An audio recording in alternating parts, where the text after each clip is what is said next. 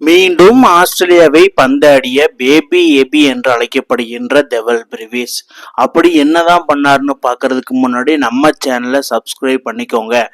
அதாவது இன்னைக்கு south Africa was Australia third T20 நடந்தது.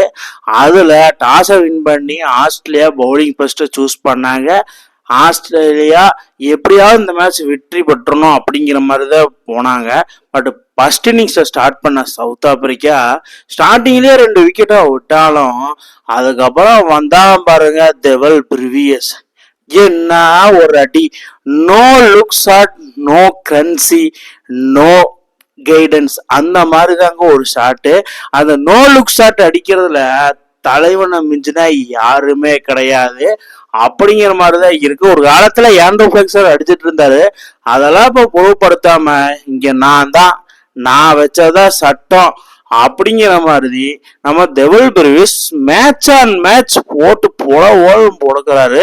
அது லெப்ட் ஹேண்ட் பவுலர்னா தலைவனு கை வந்த காலை வச்சு செய்யறாப்புல என்ன அடி, அந்த மாதிரி ஒரு அடி, வேற மாதிரி ஒரு சம்பவம் பண்ணிட்டு இருக்காப்புல. இப்படியே போயிட்டு இருந்தா அதுலயும் பாருங்க ஆரன் காடி, அதாவது 2 T20 ஆடாம இன்னைக்குதான் மேட்ச்லயே ஆட வர்றாப்புல. அவர் ஒரே ஓவர்ல 4 6. என்னமா ஒரு சம்பவம்.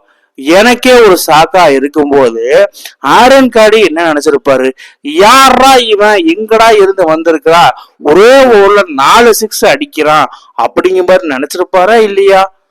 அவருக்கு எப்படி வீசுறதுன்னே தெரியல. மிட்டில் மாஸ் போய் கேக்குறாரு எஸ் கேப்டனா, என்னடா இவன் இப்படி அடிக்கிறா மாப்பிள்ள, அவன் எங்க ஓட்டால் அடிக்கிறான்டா, நான் எப்படா வீசுறது அப்படிங்கிற மாதிரிதான் மிட்டில் மார்ஸ் கட்டியா அருண் காடி சொல்லியிருக்கிறாப்ல. ஏன்னா pure class, pure performance, pure supremacy அது எல்லாமே டெவல் பிரிவிஸ் கிட்ட இருக்குது. அதாவது ஒரு யங் டேலண்ட்டை வெளிப்படுத்துறதுன்னா இந்த கரண்ட் ஜெனரேஷன்ல டெவல் பிரிவிஸ் தவிர வேற யாருமே கிடையாது. ஒரு எண்ட்ல அபிஷேக் சர்மா திலக் வரும்னா இன்னொரு எண்ட்ல டெவல் பிரிவிஸ் அந்த மாதிரி பியூர் கிளாஸ் பர்ஃபார்மன்ஸ் பண்ணிட்டு வர்றாப்புல மாடர்ன் டே கிரிக்கெட்ல. இப்படியே போச்சுன்னா டெவல் பிரிவியஸ் அடுத்து ஏபிடி வில்லியர்ஸ் தான் நம்ம சொல்லணும். ஏன்னா ஏபிடி வில்லியர்ஸ் T20 அவ்வளோ பர்ஃபார்மன்ஸ் இல்லை, பட் அந்த அளவுக்கு சரியா ஆடல. ஆனா தலைவர் அந்த மாதிரி T20 ஃபார்மெட்ல 26 பாலுக்கு 53 ரன், அதுல 22 பாலுக்கு ஒரு 50, 6 6 ஒரு 4 வாஸ் ஆஸ்திரேலியா. அதாவது இவரோட நோக்கம் என்னன்னா, ஒரு இறங்கினா ஒரு 7 6 8 6 குறைஞ்சது 5 6 அடிச்சுட்டு நம்ம வந்துடணும் டீமுக்காக அப்படிங்கிற மாதிரிதான் ஒரு மைண்ட்ல வச்சுட்டு தான் தலைவன் களம் இறங்குறதே. கிரவுண்ட்ல இறங்கினாலே விசில் பறக்குது, அண்ணல் பறக்குது, கொடூர பர்ஃபார்மன்ஸை வெளிப்படுத்துறாப்புல, ஆப்னண்ட பயம் பொறுத்த வச்சிடறாப்புல. அந்த மாதிரி ஒரு பர்ஃபார்மன்ஸ்.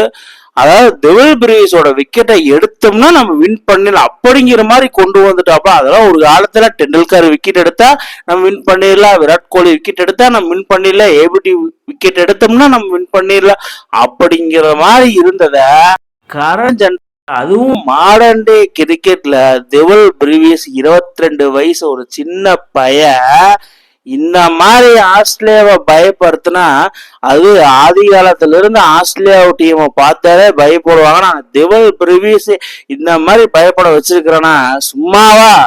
அந்த மாதிரிதான் பர்ஃபார்மன்ஸ். அது ஃபர்ஸ்ட் மேட்ச் அடிக்கிற தலைவர் சாமி கூப்பிட்டா நினைக்கிற. ஃபர்ஸ்ட் T20 6 ரன் தான் அடிச்சுவா, செகண்ட் T20 வச்சு செய்யு செஞ்சுட்டான். 56 பாலுக்கு 125 ரன்னு. தேர்ட் T20 கொஞ்சம் மிஸ் ஆயிடுச்சு. ஏன்னா தலைவர் இன்னைக்கு ஒரு சம்பவம் பண்ணியப்பா, அப்போ ஆல்மோஸ்ட் ஒரு சம்பவம் 22 பாலுக்கு 53 ரன்கள் அடிச்சிருக்கிறாப்புல, ஒரு 50. அதாவது இவரோட கெரியர்ல 10 இன்னிங்ஸ் அடிக்கிறான், அதுல ஒரு 50 ஒரு செஞ்சுரி. அது அபாரமா ஆடிட்டு வர்றாப்புல மாடர்ன் டே கிரிக்கெட்ல. சவுத் ஆப்பிரிக்காவுக்கு தன் சொந்த மண்ணுக்காக எதையும் நான் செய்வேன் அப்படிங்கிற மாதிரிதான் செஞ்சிருக்கிறாப்புல. செம பர்ஃபார்மன்ஸ். கங்கராஜ் டெவல் பிரிவிஸ். இதே மாதிரி பர்ஃபார்மன்ஸ் எல்லா டீமுகளோட அடிங்க, ஆனா இந்தியாவோட மட்டும் அடிச்சிடாதீங்க. டெவல் பிரிவிஸ் இந்த மாதிரி பர்ஃபார்மன்ஸ் வெளிப்படுத்துறத நீங்க எப்படி பாக்குறீங்க கீழே கமெண்ட் பாக்ஸ்ல கமெண்ட் பண்ணுங்க மக்களே.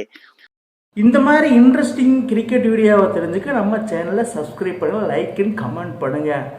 மேலும் மேலும் உங்களுக்கு வீடியோ வந்துகிட்டே இருக்கும்.